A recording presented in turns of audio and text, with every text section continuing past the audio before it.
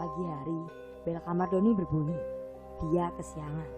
Fahri sudah menelponnya berkali-kali, tapi tetap tidak diangkat. Sekarang, pintu itu digodor keras oleh Fahri. Dia heran, kenapa Doni tidur sangat pulas.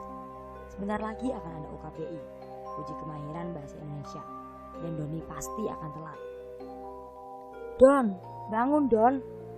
Fahri terus menggedor pintu itu sekuat tenaga, namun tetap tidak ada jawaban. Ia lalu pergi ke lobi, meminta bantuan petugas hotel untuk membukakan pintu kamar Doni. Fahri takut ada hal buruk yang terjadi pada temannya itu. Anehnya, saat Fahri kembali dengan membawa seorang petugas hotel, kamar Doni malah sudah terbuka. Doni tampak sedang membantu diri di depan cermin. Don, buat gue panik aja lu. Ayo buruan, kita udah telat nih, sergah Fahri. Doni tidak menjawab. Dia tetap menyisir rambutnya di depan cermin. Don, sabar ini gue lagi siap-siap.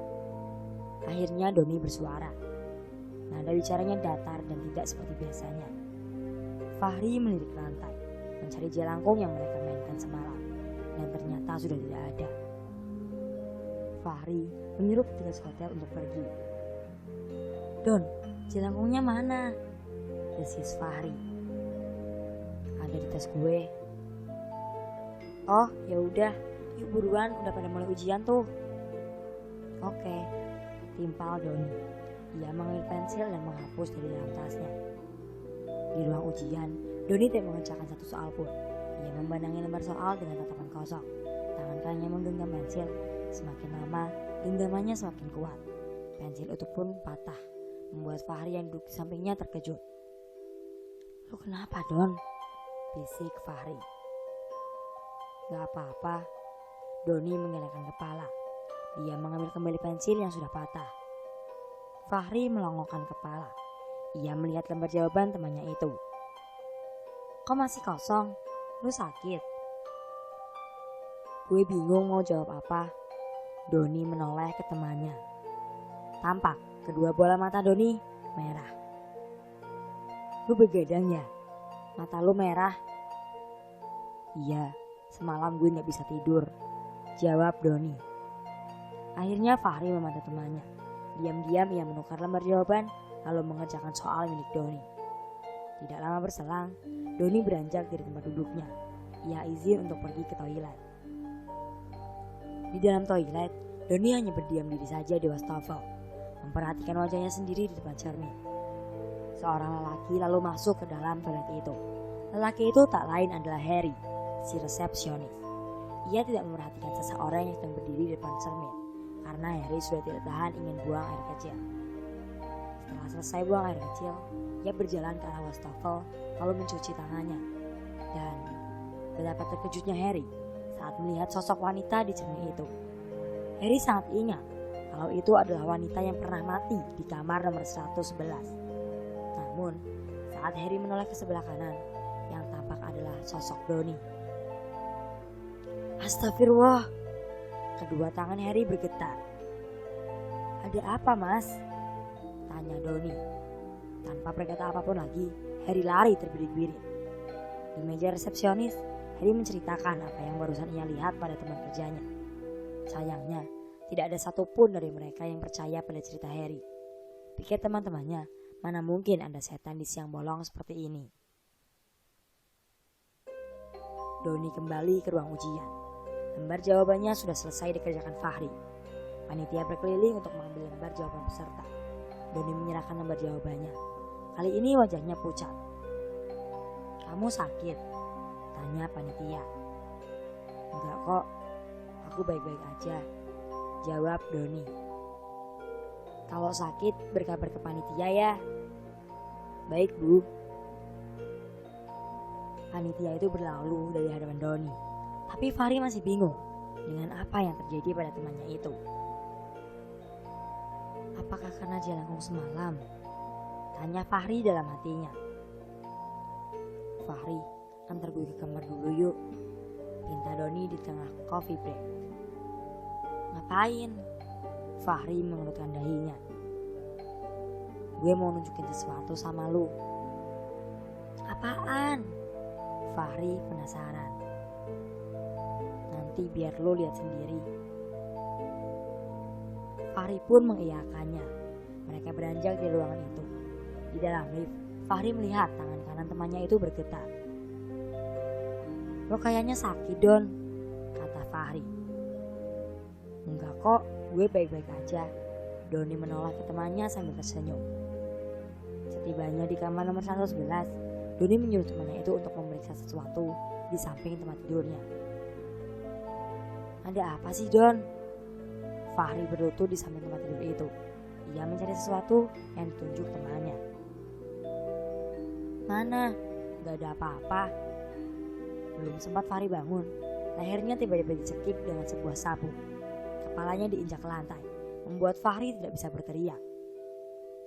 Napasnya tersekat di tenggorokan. Air liur keluar dari mulutnya. Kedua matanya melotot. Ia tidak bisa bernapas. Kedua tangan dan kakinya bergerak-gerak seperti kecoa yang sekarat. Sebelum akhirnya ia tewas dengan leher menjulur keluar. Doni menyeret mayat temannya itu ke dalam kamar mandi. Setelah selesai, ia lalu kembali ke ruang ujian untuk mengikuti acara selanjutnya. Selama coffee break, ia terus-terusan menatap Hilda, yang ditatap sesekali tersenyum sambil mengangguk gugup. Temanmu mana? Panitia menyentuh pundak Doni. Dia pulang, jawab Doni singkat. Hah? Pulang kemana? Ke kamar. Bukan, dia pulang ke rumah. Panitia pun terkejut mendengar penjelasan Doni. Bagaimana mungkin ada peserta yang pulang begitu saja di tengah-tengah acara seperti ini? Kenapa dia pulang? Tanya panitia. Katanya ada urusan keluarga, Pak. Tapi seharusnya dia izin ke panitia. Kalau begitu dia dianggap gugur ya. Doni mengangguk.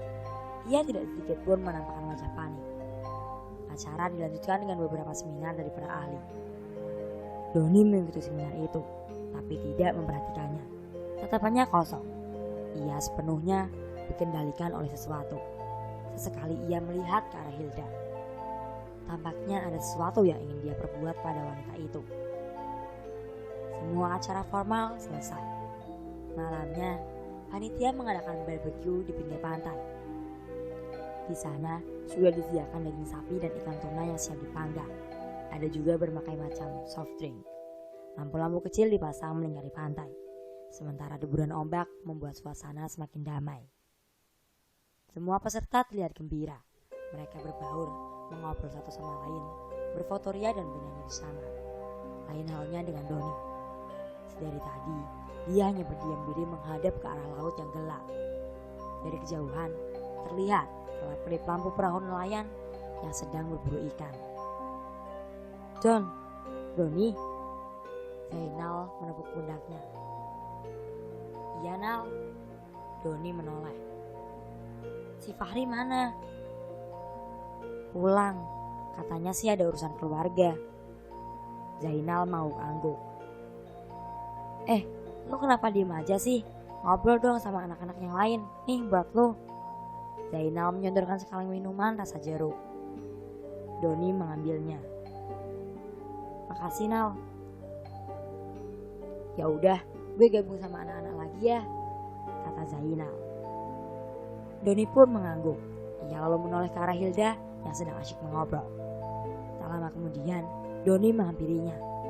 Ia mengajak Hilda berkenalan. Semakin lama, Hilda merasa nyaman mengobrol dengan Doni. Lelaki itu lalu membawa Hilda menjauh dari kerumunan orang. Mereka berjalan kecil menyusuri pinggir pantai. Keesokan paginya, panitia panik mendapat laporan kalau Hilda hilang. Dia tidak ada di kamarnya.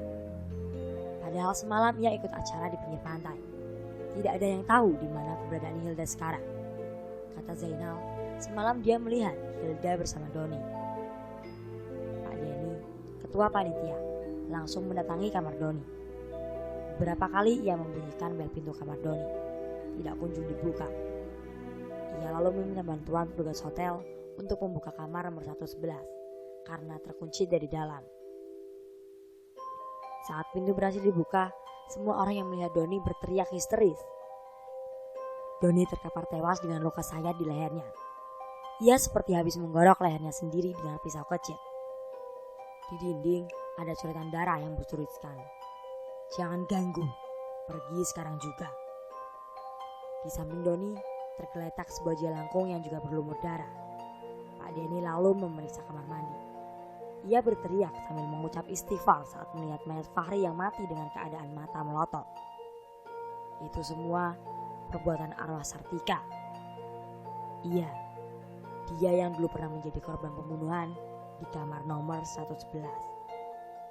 Sartika punya masa lalu yang kelam sebelum akhirnya mati di kamar nomor 111.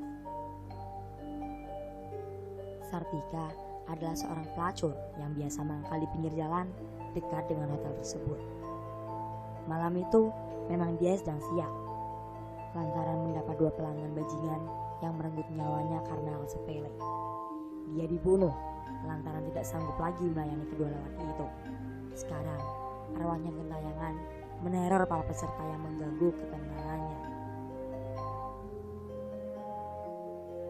2 hari berlalu. Acara sudah dibubarkan. Kematian 2 mahasiswa itu diberitakan oleh banyak media. Yang masih menjadi pertanyaan adalah keberadaan Hilda. Pencarian sudah dilakukan, tapi tidak membuahkan hasil. Ia menghilang. Kedua orang tua Hilda menuntut pihak kampus dan penyelenggara acara. Kematian 2 mahasiswa itu membuat hotel sepi pengunjung. Kamar nomor 111 masih disegel garis polisi. Pihak hotel berjanji tidak akan membuka kembali pemesanan untuk kamar nomor 111. Kasus kematian 2 mahasiswa itu akhirnya menemukan titik terang. Penyidik menyimpulkan kalau Fahri dibunuh oleh Doni yang tidak lain adalah temannya sendiri. Sedangkan Doni diduga frustasi lalu bunuh diri. Satu hal yang tidak bisa diungkap oleh siapapun. Tulisan di dinding. Siapa yang menulisnya? Harry duduk termangu di meja resepsionis. Semenjak kematian para mahasiswa itu, pengunjung hotel jadi sepi. Sekalipun ada, paling hanya 2 pengunjung sehari. Itu pun jarang. Harry jadi banyak menganggur. Setiap hari kerjaannya hanya duduk di meja itu sambil sesekali memainkan handphonenya. Sekitar jam 2 dini hari, telepon berbunyi. Segera Harry mengangkat telepon itu. Dengan resepsionis, ada yang dapat saya bantu? Pintu kamar saya susah dibuka. Kayaknya pintunya rusak. Saya tidak bisa keluar, kata lelaki di seberang telepon. Baik, di kamar nomor berapa ya? Tanya Harry dengan ramah. Nomor 99, Pak. Baik, mohon ditunggu ya. Itu suara bule dengan logat bahasa Indonesia yang khas orang asing. Sudah 2 hari dia menginap di hotel itu. Pasti bule itu tidak tahu tentang kasus kematian para mahasiswa.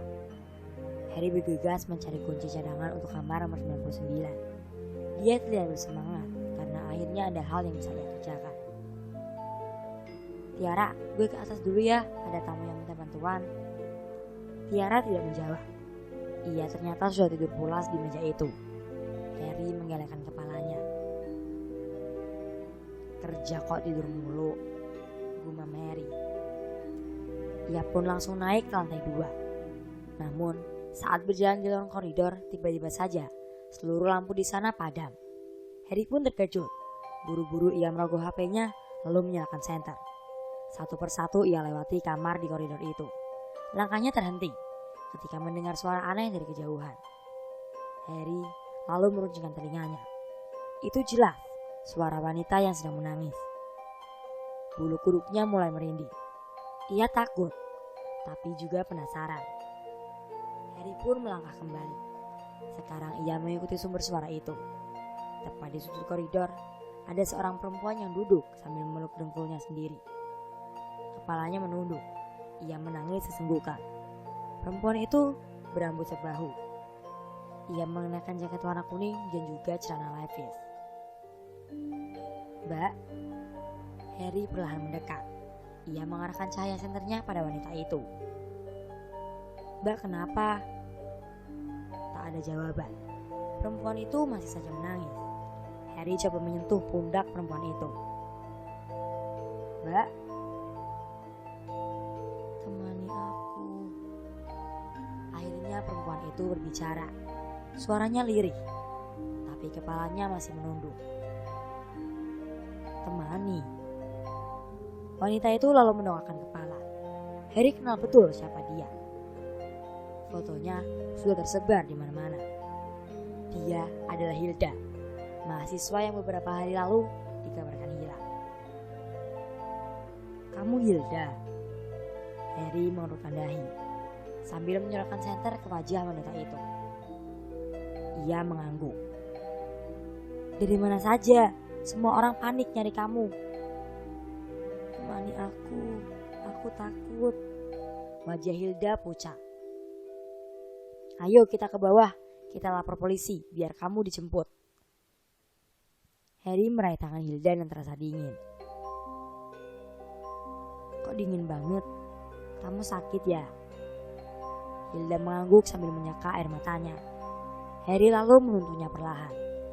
Ia harus segera menolong tamu yang terkunci di kamar nomor 99. Setibanya di kamar itu, Harry berhasil membuka pintunya. Muncullah seorang lelaki bule dengan kepala botak dan perut buncit. Finally, kata lelaki itu. Harry meneteskan pelumas pada kunci itu agar tidak macet lagi. Oke, sudah lantar kembali kuncinya pak, kata Harry sambil tersenyum. Lampunya mati ya? Tanya bule yang sudah mahir bahasa Indonesia itu. Oh, ini sedang diperbaiki sama tim teknik kami pak. Maaf atas kendala ini ya. Jangan terlalu lama, saya harus charging laptop. Iya baik pak, sebentar lagi pasti menyala. Kami punya mesin diesel, jangan khawatir. Harry berusaha agar si bule itu tidak kecewa. Oke, thank you.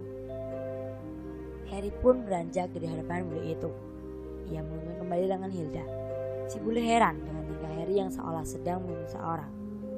Tapi si bule tidak melihat siapapun di samping Harry. Bule itu tidak mau ambil pusing. Ia lalu menutup pintu kamarnya. Sesampainya di lobi, Harry masih menuntun perempuan itu. Ia terkejut saat melihat Tiara, rekan kerjanya, berdiri di atas meja resepsionis. Mulutnya menganga lebar, tatapannya lurus ke arah pintu masuk hotel. Wajahnya seperti sedang melihat sesuatu yang mengerikan di pintu masuk itu. Kedua mata Tiara melotot. Tiara, lu kenapa? Harry melepas genggamannya dari lengan Hilda, lalu lari ke arah meja Tiara. Namun, sesaat sebelum Harry tiba di meja kerjanya, tubuh Tiara lunglai. Ia jatuh berdebam ke lantai. Apa sebenarnya yang sudah Tiara lihat? Lampu hotel menyala kembali. Harry membawa Tiara ke ruang istirahat. Saking paniknya, dia lupa pada Hilda yang barusan ia bawa di lantai 2. Anehnya Hilda sudah menghilang. Jelas, itu bukan sosok Hilda yang sebenarnya, tapi makhluk halus yang menyerupai Hilda. Tadi lo lihat apa? Tanya Harry setelah Tiara siuman. Lu bener Her, ada setan di hotel ini. Harry terkejut mendengar pernyataan Tiara. Apa yang lu lihat barusan? Cewek Her, mukanya penuh darah. Setelah itu gue gak sadar, jawab Tiara dengan suara parau. Kayaknya gue mau resign aja, gue gak sanggup lagi kerja di sini, tambah Tiara. Harry mengembuskan napas berat. Dia tahu, pasti itu setan wanita yang pernah jadi korban pembunuhan di hotel ini. Gue juga tadi ketemu sama Hilda, mahasiswa yang hilang itu. Tapi anehnya, dia sekarang hilang lagi entah kemana. Gue juga yakin sih, yang gue bawa itu setan. Sekarang hati-hati, hotel ini angker. Lu mau tetap kerja di sini? Tanya Tiara. Gak ada pilihan lain Rah, gue harus tetap kerja, jawab Harry. Seorang servis room muncul dari pintu. Ia tampak terburu-buru. Mas Harry, ada tamu yang mau check in, kata seorang servis room itu. Harry menurutkan dahi. Dia heran, tumben sekali ada tamu tengah malam seperti ini. Ia pun bergegas ke meja kerjanya. Di sana ada seorang lelaki yang penampilannya koma. Ia mengenakan topi cowboy, menenteng senapan angin dan menggendong tas ransel. Pakaiannya kotor, penuh bercak lumpur yang mengering.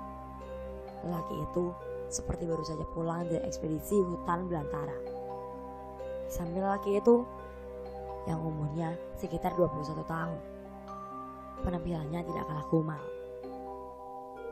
Rambutnya kusut dan ada bercak lumpur kering di wajahnya. Perempuan itu terlihat murung. Dia menunduk dengan tatapan kosong. "Kami pesen 2 kamar ya," kata lelaki itu sembari mengeluarkan sebuah kartu debit dari dompetnya. "Baik pak." Tanpa banyak tanya lagi, Harry melayani kedua orang itu dengan ramah. Harry pun mengantar kedua tamunya ke kamar nomor 112 dan 113. Lelaki itu tak banyak bicara. Walau Harry menerangkan jenis layanan yang ada di hotel ini, tapi tampaknya kedua tamu itu sama sekali tidak peduli. Jauh dari hotel, ada kabar buruk mengenai Zainal. Semenjak kepulangannya dari ajang pemilihan untuk bahasa, dia jatuh sakit. Setiap hari, ia merasakan perutnya perih seperti ditusuk-tusuk. Dia juga sering merasakan sakit kepala. Ia berkali-kali pergi ke dokter, tapi tetap tidak kunjung sembuh. Zainal juga sempat dirawat di rumah sakit. Namun, itu hanya beberapa hari saja, karena keluarganya tidak sanggup lagi membayar biaya rawat inap. Tengah malam seperti ini, seluruh keluarga Zainal berkumpul. Mereka menangisi Zainal yang sedang sekarat tak berdaya di atas kasur. Tidak terkecuali Fadil. Sudah 2 hari, ia mendampingi temannya itu. Zainal sebenarnya sudah sekarat dari sehari sebelumnya. Tidak jelas penyakit apa yang diidapnya. Sebab dia tiba-tiba sakit parah kemudian kondisinya seperti itu. Beberapa saat kemudian kedua mata Zainal terpejam. Dadanya turun naik. Nyawanya sudah di tenggorokan. Sang ibu membisikkan kalimat tauhid di telinga anaknya sambil menangis. Dalam satu hembusan napas, Zainal meninggal dunia. Seluruh keluarga histeris, termasuk Fadil. Ia juga meneteskan air mata. Entah kenapa, Fadil dari awal curiga kalau penyakit temannya itu bawaan dari hotel angker. Tapi ia tidak tahu apa yang harus dilakukannya. Sekarang Zainal sudah meninggal. Bisa jadi selanjutnya Fadil atau teman-teman lainnya yang pernah jadi peserta di hotel itu. Surat Yasin tidak henti-hentinya dilantunkan keluarga Zainal dan para tetangga. Tepat jam 4 dini hari, tiba-tiba jasad Zainal bergetar. Semua panik sambil mengucap istighfar. Kapas yang disumbat di lubang Zainal mental begitu saja. Matanya melotot. Ia bangun seperti ada yang mengendalikan jasadnya. "Tolong aku, sempurnakan jasadku." Itu suara wanita. Fadil mengenali suara itu. Ya, itu jelas suara Hilda. Hanya pesan itu saja yang diucapkan Zainal. Kemudian ia mati kembali. Semua orang di ruangan itu tidak berhenti mengucap istighfar. Ibu Zainal menangis histeris sambil menyentuh wajah anaknya tersebut. Ia berharap anaknya masih hidup. Sayangnya, tidak ada tanda-tanda kehidupan dalam tubuh Zainal. Ada hal yang ingin disampaikan Hilda. Fadil yakin pesan itu merupakan sebuah petunjuk tentang keberadaan jasad wanita itu. Dan kamar itulah satu-satunya jawaban. Fadil akan kembali ke hotel itu untuk mencari tahu keberadaan jasad Hilda.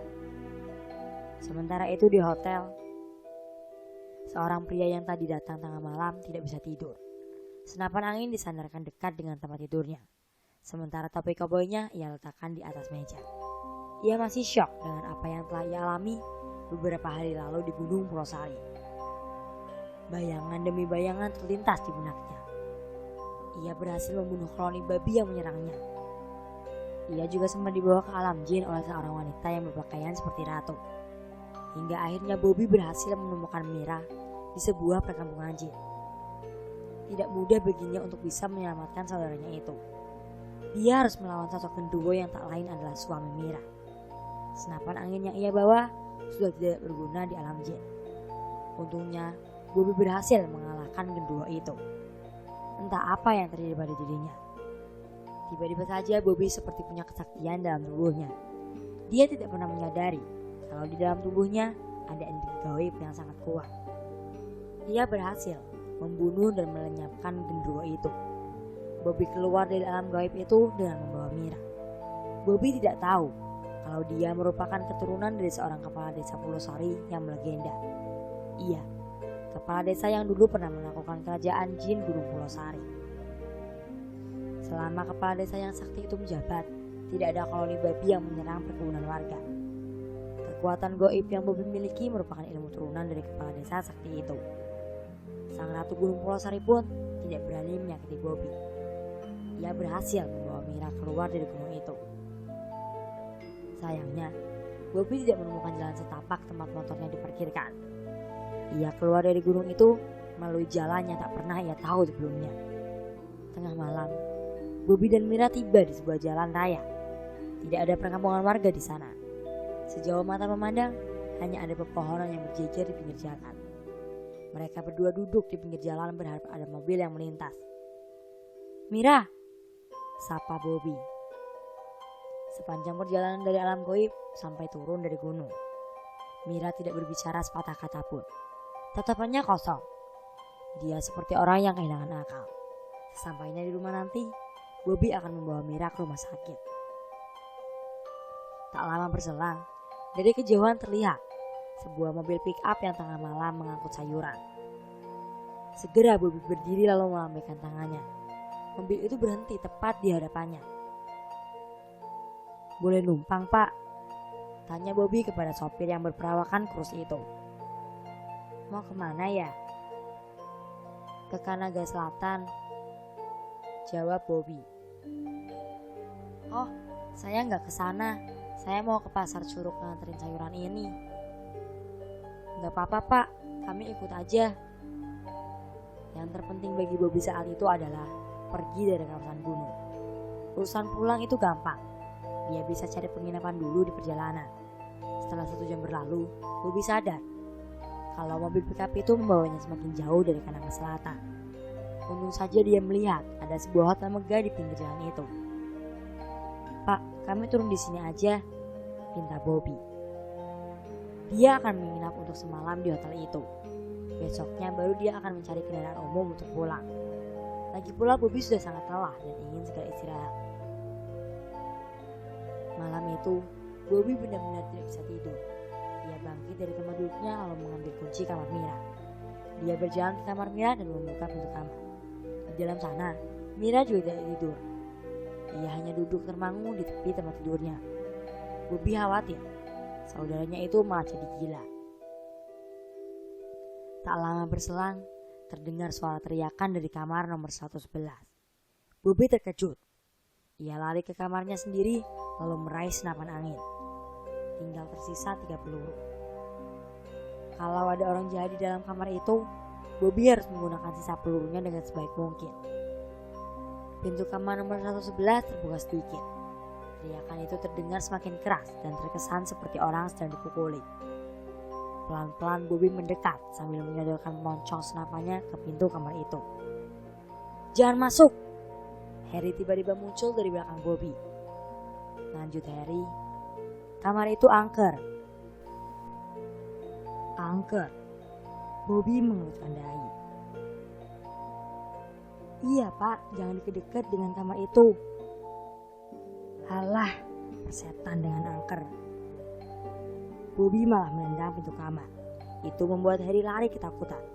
Bobi heran lantaran tidak ada siapa-siapa di sana. Ia pun menutup kembali pintunya. Bobi sama sekali tidak takut, sebab yang ia alami di Gunung Pulau Sari jauh lebih mengerikan. Sesaat sebelum Bobi masuk kembali ke kamarnya, tiba-tiba terdengar suara seorang yang seperti mencakar-cakar pintu. Bobi pun menoleh. Tepat dari celah pintu kamar nomor 111, ada darah mengalir perlahan membasahi lantai. Bobi pun menggelengkan kepala. "Sebaiknya kau tidak menggangguku. Aku sudah pernah membunuh jin seperti kau," kata Bobi. Dengan penuh emosi, dia tendang kembali pintu kamar itu. Kali ini tampaklah seorang wanita dengan wajah penuh darah. "Kenapa kau mengganggu manusia?" tanya Bobi. Yang ditanya hanya diam saja. Wajahnya datar menatap Bobi. Kedua kaki Bobi basah oleh darah. Wanita itu perlahan bangun. Kedua matanya merah. Ia mendekat kepada Bobi seperti hendak melukainya. "Sudah kubilang, aku pernah berhadapan dengan jin Gunung Pulau Sari. Kalau kau cari masalah denganku, itu salah besar." Belum sempat wanita itu melukai Bobby, tubuhnya sudah terbakar. Ia berteriak kesakitan sambil meminta ampun. Namun api terus membakarnya, hingga ia lenyap begitu saja seperti serpihan debu. Setelah wanita itu menghilang, tampaklah mayat seorang perempuan terbaring di atas tempat tidur. Mayat itu sudah membusuk dan mengeluarkan bau yang tidak sedap. Keesokan paginya, mayat itu teridentifikasi. Dia adalah Hilda, mahasiswa yang dikabarkan menghilang. Kejadian itu sangat ganjil. Keluarga Hilda malah menuduh kalau Bobby yang membunuh anaknya. Bobby pun sempat diseret ke meja hijau. Kesaksian Bobby tentang mayat Hilda memang tidak masuk akal. Tapi tidak ada bukti kalau Bobby melakukan pembunuhan itu. Setelah kasus selesai, Bobby fokus mengurus Mira yang kondisinya masih memprihatinkan. Ia tidak pernah bicara sepatah kata pun. Bobby akhirnya meminta bantuan seorang ustadz. Dia adalah Ustadz Firman yang juga ahli ruqyah. Sore itu, Mira dipakaikan mukena. Ia duduk di atas karpet permadani. Ustadz Firman mengenakan sarung tangan hitamnya. Ia lalu membaca ayat-ayat suci Al-Quran sambil mengarahkan telunjuknya ke kepala Mira. Seketika saja, Mira tertawa terbahak-bahak. Kedua matanya melotot. Dia lalu menunjuk-nunjuk Ustadz Firman. "Siapa kau?" Suara Mira terkesan besar dan mengerikan. "Aku Firman, hamba Allah, musuh iblis. Keluar kau dari tubuh wanita ini." "Ini tubuh istriku," kata sosok dalam diri Mira. "Tak ada jin yang menikahi manusia. Sekarang keluar atau kuhancurkan kau dengan ayat suci Allah," bentak Ustadz Firman. Ustadz Firman lalu membaca kembali ayat-ayat suci Al-Quran. Jin dalam tubuh Mira semakin berteriak kesakitan. Tidak lama setelah itu, tubuh Mira lemah. Ia kemudian terkapar tidak sadarkan diri. "Kalian tidak akan bisa memusnahkanku." Ustadz Firman menoleh ke arah dinding. Di sana ada bayangan hitam berbentuk genderuwo. Bobby pun mendekat kepada bayangan itu. Dengan kemampuan gaib yang ia miliki, genderuwo itu terlihat kesakitan. Sesaat sebelum menghilang, ia berteriak, "Aku berjanji akan membawa istriku kembali," katanya lalu lenyap begitu saja. Semua orang di ruangan itu mengembuskan napas lega. Mira perlahan siuman. Wajahnya pucat dan kedua matanya sayu. "Om," parau suara itu keluar dari mulut Mira. "Akhirnya kamu sembuh." Istri Bobby tampak bahagia. "Terima kasih Ustadz. Saya tidak tahu kalau Mira ketempelan jin," ujar Bobby. "Sama-sama. Di gunung memang banyak jin. Kita harus berhati-hati." "Saya tidak menyangka kalau Pak Bobby ini sakti juga ya." "Saya juga baru menyadari kesaktian ini setelah naik gunung Pulau Sari Pak Ustadz." Semenjak saat itu, Mira kembali hidup dengan normal. Ori tidak pernah menyangka kalau Mira bisa diselamatkan. Mereka tidak akan pernah naik gunung apapun lagi. Kejadian itu sudah cukup membuat mereka kapok. Beberapa bulan kemudian, kamar nomor 111 tidak lagi bisa dipesan. Kamar itu selalu terkunci dan tidak pernah dibersihkan. Sarang laba-laba menjuntai di setiap sudut ruangan. Tempat tidurnya berdebu, tirai jendelanya selalu tertutup rapat. Kamar itu sekarang menjadi sangat menakutkan bagi seluruh pekerja di hotel itu. Padahal sebenarnya sudah tidak ada hantu di kamar itu. Hanya saja manusia yang menganggapnya angkat. Tidak pernah terdengar lagi suara-suara aneh dari dalam kamar. Tapi Harry si resepsionis masih takut kalau malam-malam harus melintas di depan kamar itu. Semakin lama tersebarlah isu kalau kamar nomor 111 adalah kamar khusus jin. Sesungguhnya mereka, manusia hanya menakut-nakuti dirinya sendiri. Dan cerita tentang hotel bekas pembunuhan pun selesai.